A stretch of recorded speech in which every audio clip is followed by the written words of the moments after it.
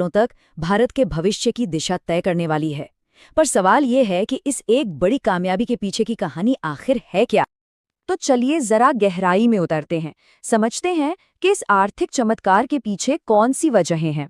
आखिर वो कौन सी ताकतें हैं जो भारत के इस विशाल आर्थिक इंजन को इतनी तेजी से आगे बढ़ा रही हैं। देखिए, इस ग्रोथ के 3 सबसे बड़े हीरो हैं। पहला, प्राइवेट कंजम्पशन, यानी हम और आप जो रोजमर्रा की चीजों पर खर्च करते हैं, वो देश की अर्थव्यवस्था का सबसे बड़ा हिस्सा है।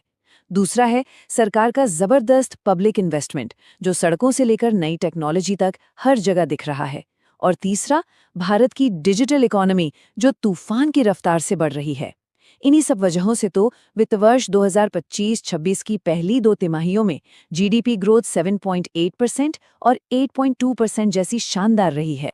इकोनॉमी तो रफ्तार पकड़ रही है, ये तो ठीक है, लेकिन सवाल ये है कि 140 करोड़ लोगों के इतने बड़े देश को चलाना कैसा होता है?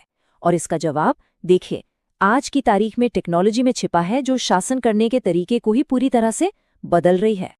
आज प्रगति प्लेटफॉर्म की 50वीं बैठक हुई। जरा सोचिए, सरकार एक ऐसी मशीन की तरह काम करे जो समस्या होने का इंतजार न करे, बल्कि उसे होने से पहले ही पहचान कर ठीक कर दे।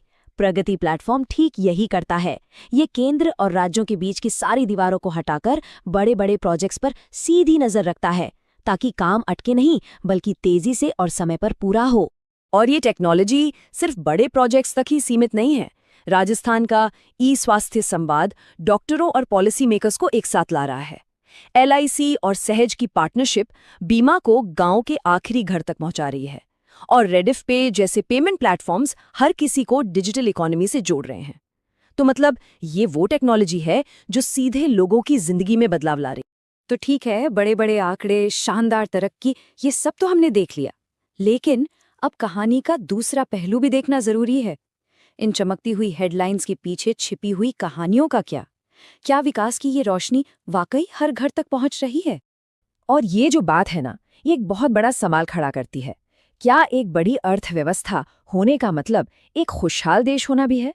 क्योंकि विकास तो असल में तभी सफल है जब उसका फायदा समाज के आखिरी व्यक्ति तक पहुंचे। और ये तस्वीर हमें एक बहुत ही कड़वी सच्चाई का सामना कराती है। NCRB के आंकड़े बताते हैं कि 2023 में 10,786 किसानों और खेतीहर मजदूरों ने अपनी जान दे दी।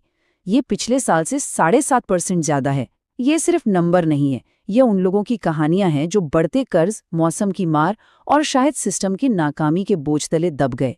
ये हमें याद दिलाता है कि तरक्की के इस तेज सफर में कुछ लोग बहुत पीछे